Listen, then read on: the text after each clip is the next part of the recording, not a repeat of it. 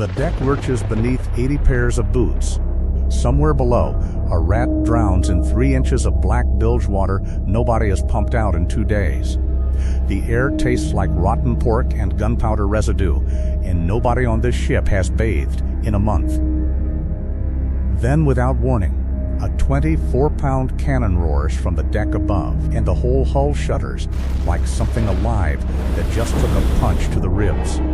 To the merchant ship limping away on the horizon, this vessel is a monster, a floating death sentence flying a black flag.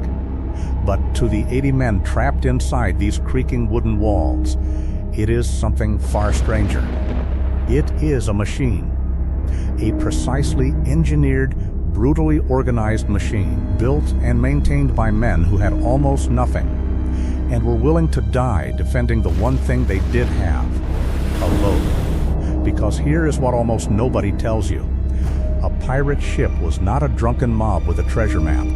It was one of the most disciplined, dangerous, and quietly radical institutions on Earth in the early 1700s. Miss one signal on the rigging, load one damp cartridge, hesitate for 1 second at the wheel, and every single man aboard, from the captain down to the boy scrubbing the deck, is dead within minutes.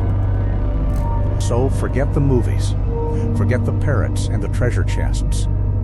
We're going inside the actual anatomy of a pirate ship, plank by plank, rope by rope, to understand exactly how this floating machine of terror really worked. If stories like this, the real, brutal mechanics behind history's greatest legends, are the kind of thing you can't get enough of, hit subscribe. We dig into stories exactly like this one every single week. Picture the Caribbean in the year 1715. Trade routes stretch across the ocean like veins on a living map. Silver pouring out of Panama. Sugar and rum sailing north out of Barbados. Silk and spices cutting all the way from the East Indies around the Cape of Good Hope and into the ports of Europe. And somewhere along those routes, hiding in shallow water most captains wouldn't dare enter, sits a ship built for one purpose only. Not war. The hunt. This is the detail that every pirate movie gets backwards. The towering, 3-decked galleons with their rows of cannons and crews of 200 men. Real pirates almost never touched them. They were slow, heavy, and required more manpower than any pirate crew could recruit or feed. The ship pirates actually wanted was the sloop. Single mast, fast, a shallow hull that could slip into river mouths and coastal shallows where a heavy Royal Navy frigate would tear its keel open on a sandbar. A typical pirate sloop carried somewhere between 60 and 80 men and roughly 8 to 12 cannons, nowhere near the firepower of a warship. But that was never the point. The point was that nothing the empires of Europe built could catch it. Some crews graduated to the brigantine, a 2-masted vessel that traded a bit of that speed for extra cargo space and firepower. The kind of ship Bartholomew Roberts sailed for much of his career before he moved up to something heavier. And at the very top of the pirate arsenal sat the frigate. 3 masts, 20 to 40 cannons, room for over 100 men. Blackbeard's infamous Queen Anne's Revenge started life as a French slave ship. He captured her, bolted on extra cannons, and turned her into arguably the single most feared vessel in the Atlantic. But speed on paper meant nothing if the hull underneath you was rotting. And that is where pirates guarded one of their most dangerous secrets. Every wooden hull sailing the Caribbean was under constant biological attack from a saltwater clam called the shipworm, an organism that could chew a ship's hull into driftwood within months if left untreated. To fight it, crews performed a maneuver called careening. They would deliberately run the ship up onto a beach at low tide, haul it over onto its side using ropes and pulleys, and scrape every inch of hull clean of barnacles and rot before sailing it back up with tar, tallow, or sulfur. For roughly 48 hours during this process, the fastest ship in the Caribbean was also the most helpless. Tilted on her side, unarmed, unable to flee. If a Navy patrol happened around the coastline during those 2 days, the terror of the trade routes became nothing more than a target sitting motionless on the sand. Once that hull was scraped clean, though, the ship became something else entirely. The fastest thing on the water, fast enough to make the pirates' next weapon possible. Not a cannon, something far more effective. Speed meant nothing if a crew couldn't find anyone to use it on, and in 1715, finding anything on open water was a problem that killed more sailors than combat ever did. There was no reliable clock accurate enough for the job. Maps of the period were incomplete at best, and occasionally falsified on purpose by rival empires trying to send competitors onto the rocks. So pirate crews leaned on 3 overlapping methods to find their way. The first was dead reckoning, a kind of educated guesswork. The sailing master would estimate the ship's current position using its last known location, its heading, and its speed. That last figure measured with a device called a chip log, a wedge of wood on a knotted rope, thrown overboard and timed with a sandglass. Count the knots that pay out in 30 seconds, and you have your speed in knots, which is exactly where sailors still get that word today. The second method was celestial navigation, measuring the angle of the sun at midday against the horizon to calculate latitude, how far north or south the ship sat. But longitude, the east-west position, remained an unsolved problem for the entire golden age of piracy. No reliable instrument for measuring it existed until decades after these ships had already rotted at the bottom of the sea. In practice, that meant a pirate crew often knew exactly how far north they'd sailed, and almost nothing about how far they'd traveled, east or west. The third method mattered most once land came into view: coastal piloting, memorizing reefs, shoals, and safe channels by hard experience. A captain who knew precisely where the shallow water hid could lure a heavier pursuing warship directly onto a sandbar and simply watch it run aground, turning local knowledge of a coastline into one of the deadliest weapons a pirate crew owned. And they didn't hunt blind. Spanish treasure fleets ran predictable routes from Havana back to Seville, dictated by wind and current as reliably as a train schedule. Colonial merchant ships moved along known lanes connecting ports like Boston and Charleston to the Sugar Islands. Slave ships followed the brutal triangle route linking West Africa, the Caribbean, and Europe.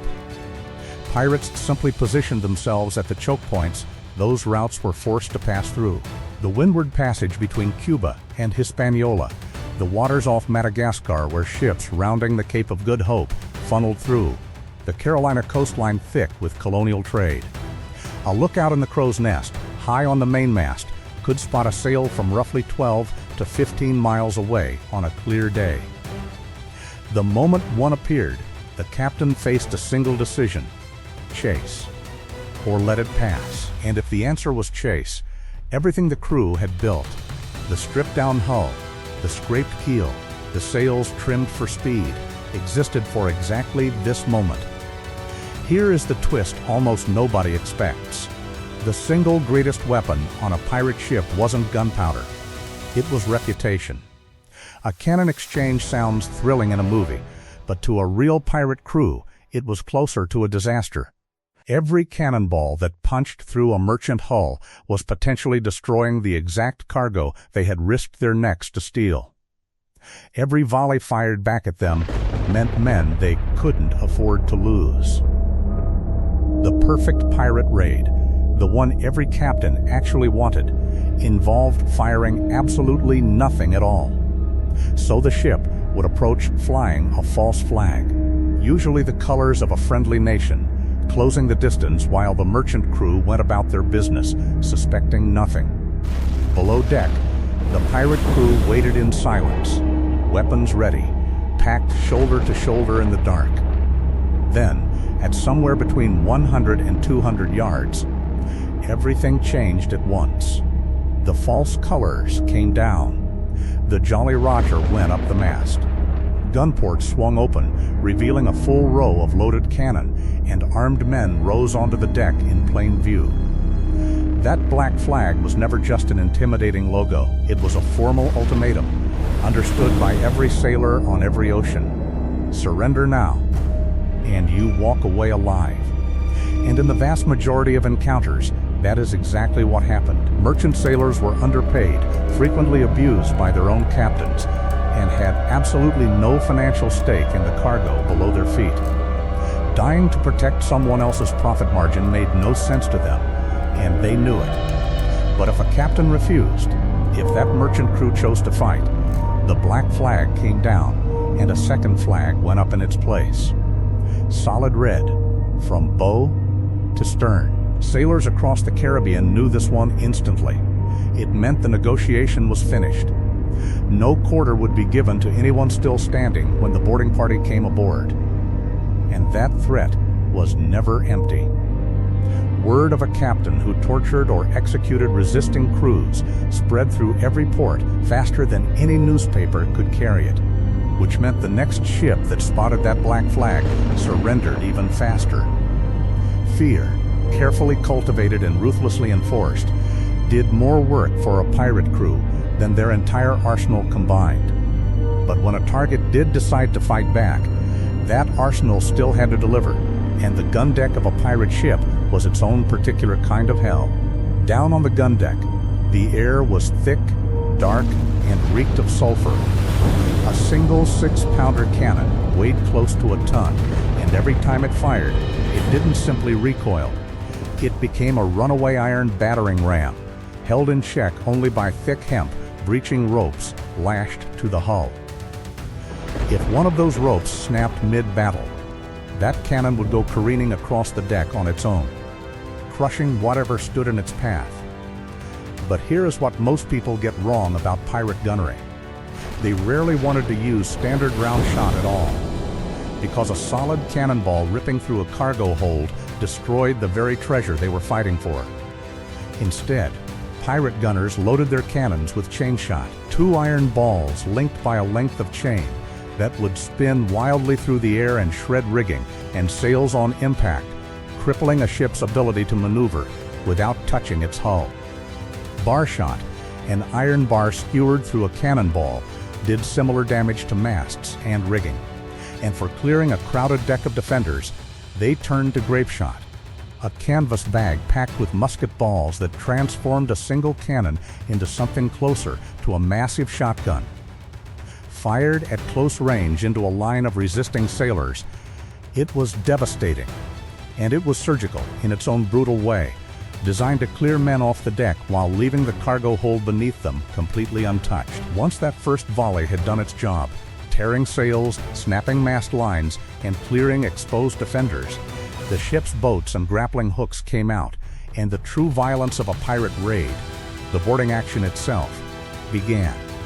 But for all the firepower stored in that gun deck, the single most revolutionary thing about a pirate ship had nothing to do with cannons at all. It was buried in the way these men were governed. Aboard a Royal Navy warship in 1715, the captain's word was law, backed by the lash and, if necessary, the noose. He could order a man whipped nearly to death over an insult, and no one aboard had any recourse whatsoever. Aboard a pirate ship, that same captain was, in almost every meaningful sense, an employee.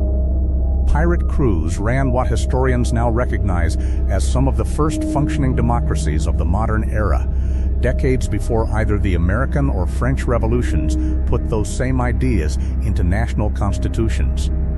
The captain was elected by majority vote of the crew, and he could be removed by that same majority at any time, for any reason. His absolute authority existed only during active combat, when split-second decisions couldn't wait for a vote. The moment the fighting ended, so did his unchecked power. Sitting right beside him in influence, and in many ways above him, was the quartermaster, elected separately by the crew specifically to act as a check on the captain. He divided the loot, settled disputes between crew members, assigned daily duties, and handed out punishment when the ship's rules were broken. If a man had a grievance against the captain himself, it was the quartermaster he brought it to, not the other way around. Every crew member, before the ship ever left port, signed or marked an actual written contract known as the ship's articles. These documents spelled out exactly how prize money would be divided among every rank aboard, and they went much further than that. Bartholomew Roberts, one of the most successful pirates of the entire era, kept one of the most detailed sets of articles ever recorded, covering everything from a strict lights-out curfew to specific penalties for smuggling a disguised woman aboard. And buried inside those articles was something that should stop you cold.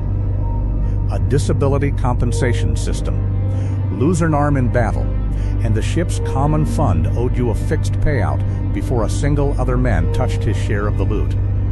Historians have pointed out that this system of guaranteed injury compensation predated any national workers' compensation program by well over 100 years. It was, by any measure, a genuinely radical way to run a ship. But no vote, no written contract, and no elected quartermaster could protect a man from the ship's most relentless enemy. An enemy that never needed to fire a single shot. Democracy didn't mean chaos. Beneath the captain and quartermaster sat a small chain of specialists, and every single one of them existed because the ship would kill everyone aboard if their job went undone. The sailing master was the navigator, one of the only men on board who could actually read a chart, work a compass, and calculate a rough position from the sun. In an age when most common sailors couldn't read at all, a skilled sailing master was worth a small fortune, sometimes literally paid extra out of the common fund to keep him aboard. The boatswain ran the deck itself, the rigging, the sails, the anchors, and the ship's small boats used for boarding parties and shore landings. When something broke at sea, and something always broke at sea, it was the boatswain's job to organize the repair before it became a crisis. The gunner owned everything that could kill a man from a distance: cannons, swivel guns, muskets, pistols, grenades. He kept the powder magazine, the single most dangerous compartment on the entire ship, a stray spark away from turning the whole vessel into splinters. During battle, he calculated angles and directed every gun crew on deck. The surgeon was, more often than not, the least qualified man aboard and the most desperately needed the moment things went wrong. Many had no formal training at all, former barbers or butchers who simply knew how to use a saw. His toolkit was a bone saw for amputations, forceps for pulling musket balls out of flesh, needle and thread for stitching wounds shut, and rum, which functioned as the only anesthesia available. Captured merchant ships were searched immediately for a ship surgeon, and if one was found, he was frequently pressed into pirate service, whether he volunteered or not. The carpenter kept the hull from becoming a coffin. Mid-battle, cannonballs punched holes below the waterline, and it was the carpenter's job to plug them, using pre-shaped wooden plugs, tarred hemp fiber, and sheet lead, while seawater poured in around his hands.